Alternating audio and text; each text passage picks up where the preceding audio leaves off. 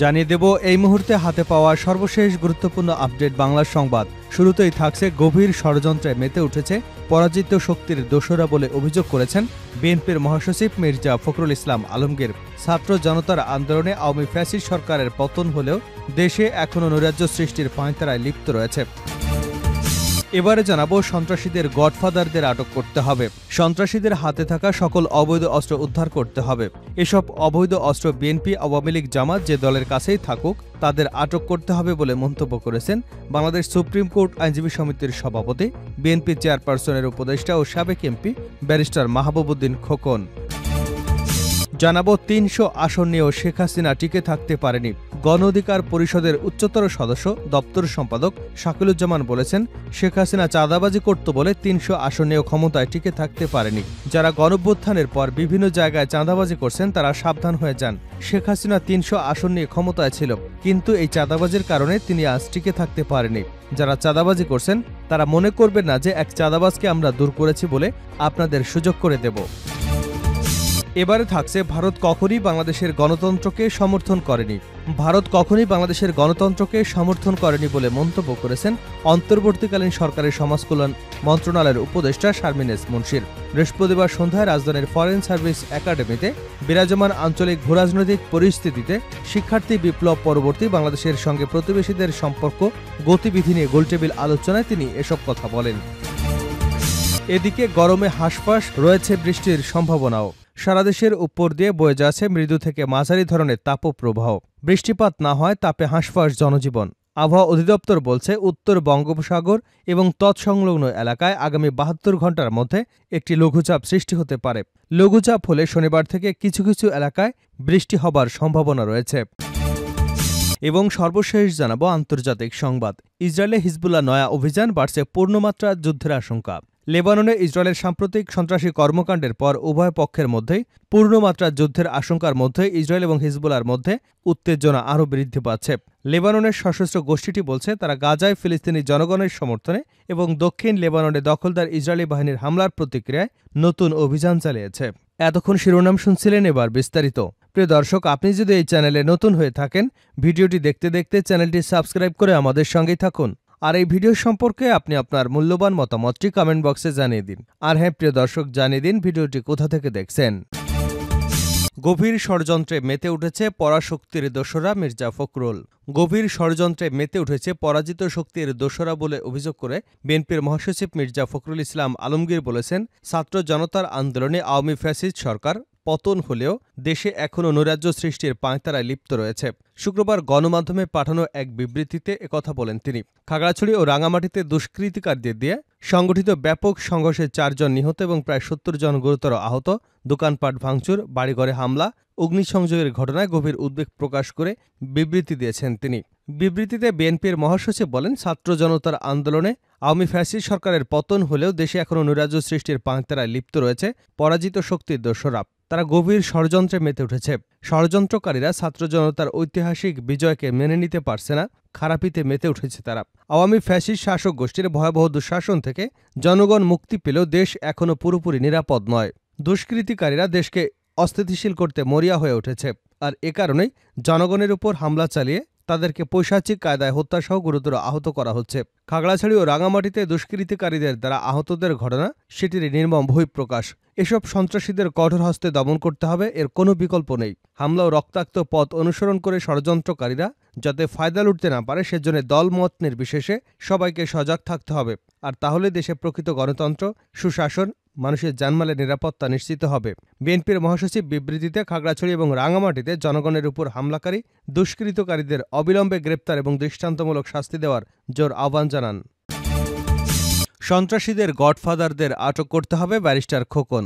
সন্ত্রাসীদের গডফাদারদের আটক করতে হবে, সন্ত্রাসীদের হাতে থাকা সব অবৈধ অস্ত্র উদ্ধার করতে হবে।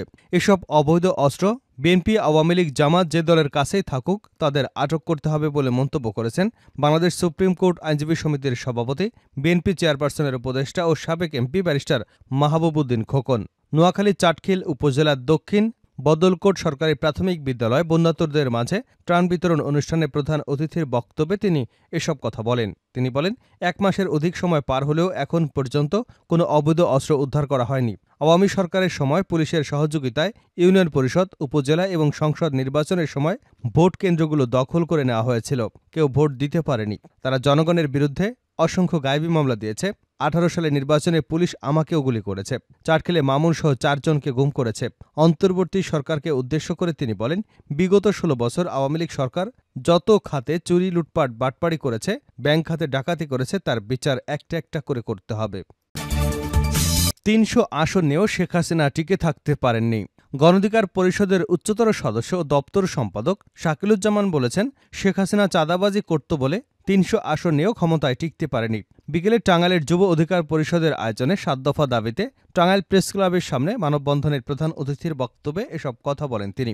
তিনি বলেন, যারা গণঅভ্যুত্থানের পর বিভিন্ন জায়গায় চাঁদাবাজি করেছেন তারা সাবধান হয়ে যান। শেখ হাসিনা ৩০০ আসন নিয়েও ক্ষমতায় ছিল, কিন্তু এই চাঁদাবাজির কারণে তিনি আজ টিকতে পারেননি। যারা চাঁদাবাজি করছেন তারা মনে করবেন না যে এক চাঁদাবাজকে আমরা দূর করেছি বলে আপনাদেরকে সুযোগ দেব। বাংলাদেশের কোথাও আর চাঁদাবাজি হতে দেওয়া হবে না। রিকশা চালকরা আমাদের আন্দোলনের সঙ্গে সম্পৃক্ত, তাদের কাছ থেকে চাঁদাবাজি বন্ধ করতে হবে। শাকিলুজ্জামান আরও বলেন, আগামী সংসদ নির্বাচনে গণঅধিকার পরিষদ ৩০০ আসনে প্রার্থী দেবে। আমরা গণঅধিকার পরিষদ সেভাবে গ্রাম থেকে শুরু করে বিভিন্ন জায়গায় প্রচারণা চালাচ্ছি।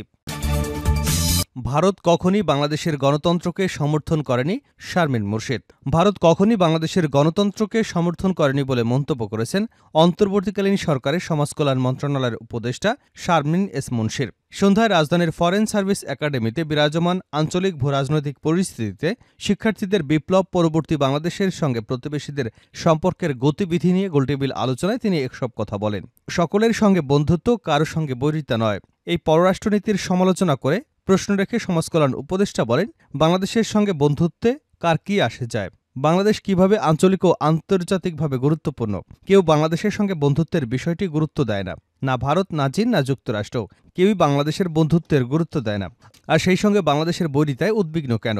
বাংলাদেশের বন্ধুত্ব বা বৈরিতা কোনোটি গুরুত্ব বহন করে না। ফলে নতুন একটি পররাষ্ট্রনীতি তৈরি করতে হবে, আর এটি হবে আমাদের জাতীয় স্বার্থকে বিবেচনায় রেখে। শারমিন এস মুর্শিদ বলেন, ভারত বাংলাদেশের একজন ব্যক্তিকে এবং তার রাজনৈতিক দলকে সমর্থন দিয়ে এসেছে। ভারত বাংলাদেশের জনগণকে সমর্থন করেনি। এ নিয়ে বহু উদাহরণ রয়েছে। ভারত কখনই বাংলাদেশের গণতন্ত্রকে সমর্থন করেনি। বাংলাদেশে যখনই মানবাধিকার লঙ্ঘন হয়েছে, ভারত কখনই তার প্রতিবাদ জানায়নি। যখন বাংলাদেশে বিরোধী রাজনৈতিকদের জেলে ভরে রাখা হয়েছে, তখন কখনো ভারতের প্রতিবাদ করেনি। তবে বাংলাদেশ এমন একটি দেশ যেখানে জনগণ শুধু গণতন্ত্র বা সামাজিক সুবিচার চেয়েছে। বাংলাদেশ কখনোই ভারতকে এদেশের গণতান্ত্রিক সংগ্রামে পাশে পায়নি। তবে আমি বিশ্বাস করি ভারত বাংলাদেশ নিয়ে তার অবস্থান এখন নতুন করে ঢেলে সাজাবে। ভারতের সঙ্গে বিদ্যমান অমীমাংসিত ইস্যুগুলো নিয়ে কথা বলেন তিনি। দুদেশের বিদ্যমান যে সমস্যাগুলো রয়েছে তা ভারতের আমলে নিতে হবে। যেমন পানির সমস্যা, ৫৭টি নদী, তিস্তা, আরও উদাহরণ দেওয়া যায়। এই সমস্যাগুলো সংবেদনশীল হয়ে সমাধান করতে হবে। ভারত থেকে অসত্য তথ্য ছড়ানোর দাবি করে সমাজকল্যাণ উপদেষ্টা বলেন, এক্ষেত্রে ভারতের জন্য যেটি স্বাচ্ছন্দ্য হয়েছে সেটি ছড়িয়েছে। এক্ষেত্রে বাংলাদেশের বিশাল ঘাটতি রয়েছে। ঘাটতি হচ্ছে বাংলাদেশের আন্তর্জাতিক কোনো গণমাধ্যম নেই যারা বাংলাদেশের সত্যগুলো তুলে ধরবে। ৫৩ বছর পার হয়েছে, কিন্তু আমাদের এ সক্ষমতা নেই, কারণ রাজনৈতিক দলগুলো এর গুরুত্ব কখনই দেয়নি। তিনি বলেন, ১৯৪৭ সালে দেশভাগ হয়েছিল ধর্মের কারণে, আর ১৯৭১ সালে সাংস্কৃতিক ভেদাভেদের কারণে। পাকিস্তান কখনো বাঙালির সংস্কৃতি বোঝেনি। তারা বাঙালিদের বিদেশি মনে করত এবং মেনে নিতে পারেনি। আর ভারত কখনই বাংলাদেশিদের ইসলামী ঐতিহ্য বোঝেনি। তারা কখনো মেনে নিতে পারেনি যে বাঙালিরা মুসলিম হতে পারে। ভারতীয়রা বলে থাকে, আপনি বাঙালি, আমি মনে করেছিলাম মুসলিম। আমি এ ধরনের প্রশ্নের সম্মুখীন হয়েছি। শারমিন এস মুর্শিদ বলেন, বড় শক্তিগুলো তাদের ছোট প্রতিবেশীদের বুঝতে পারে না। এটা ঐতিহ্যভাবেই বাস্তব। ফলে বাংলাদেশ বা বাঙালিকে না পাকিস্তান না ভারত বুঝতে পেরেছে। এখন পর্যন্ত ভারতীয়রা আমাদের বুঝতে পারে না। হতে পারে পাকিস্তানও আমাদের বোঝে না, যদিও এখন মনে হচ্ছে আমাদের বুঝতে শুরু করেছে। সমাজকল্যাণ উপদেষ্টা বলেন, ১৯৭১ সালে যারা বাংলাদেশ স্বাধীনের যুদ্ধ করেছে তাদের যুদ্ধের পর নিজ গ্রামে খালি হাতে খালি পায়ে ফেরত পাঠানো হয়েছিল। তাদের দেশ গঠনের সঙ্গে যুক্ত করা হয়নি। এখান থেকে আমাদের ভুল শুরু। ২০২৪ সালে আমরা সেই ভুলের পুনরাবৃত্তি করতে চাই না। শেষ করছি আন্তর্জাতিক সংবাদ দিয়ে। ইসরায়েলে হিজবুল্লাহর নয়া অভিযান বাড়ছে পূর্ণমাত্রার যুদ্ধের আশঙ্কা। লেবাননে ইসরায়েলের সাম্প্রতিক সন্ত্রাসী কর্মকাণ্ডের পর উভয় পক্ষের মধ্যে পূর্ণমাত্রার যুদ্ধের আশঙ্কার মধ্যেই ইসরায়েল এবং হিজবুল্লাহর মধ্যে উত্তেজনা বৃদ্ধি পাচ্ছে। লেবাননের সশস্ত্র গোষ্ঠীটি শুক্রবার বলেছে তারা গাজায় ফিলিস্তিনি জনগণের সমর্থনে এবং দক্ষিণ লেবাননে দখলদার ইসরায়েলি বাহিনীর হামলার প্রতিক্রিয়ায় নতুন অভিযান চালিয়েছে।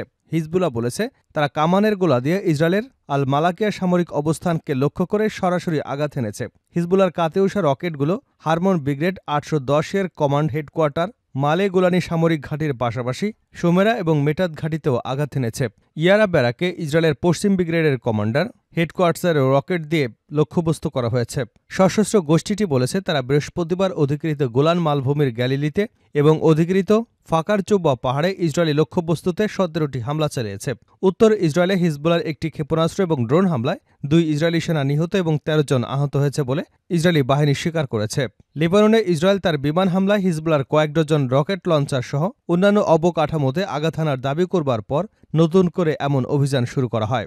লেবানন জুড়ে ইসরায়েলি সন্ত্রাসী হামলায় অন্তত ৩৭ জন নিহত এবং ৩,০০০-এরও বেশি মানুষ আহত হওয়ার পর হিজবুল্লাহ এবং ইসরায়েলের মধ্যে উত্তেজনা বৃদ্ধি পাচ্ছে। অবশ্য গাজার উপর ইসরায়েলি স্থল আগ্রাসন শুরু করবার পর থেকে লেবাননের হিজবুল্লাহ যোদ্ধারা নিয়মিতভাবেই ইসরায়েলের ভেতরে হামলা চালিয়ে আসছে। তারা প্রতিশ্রুতি ব্যক্ত করেছে যে ইসরায়েলি আগ্রাসন বন্ধ না করা পর্যন্ত হিজবুল্লাহ তাদের হামলা অব্যাহত রাখবে।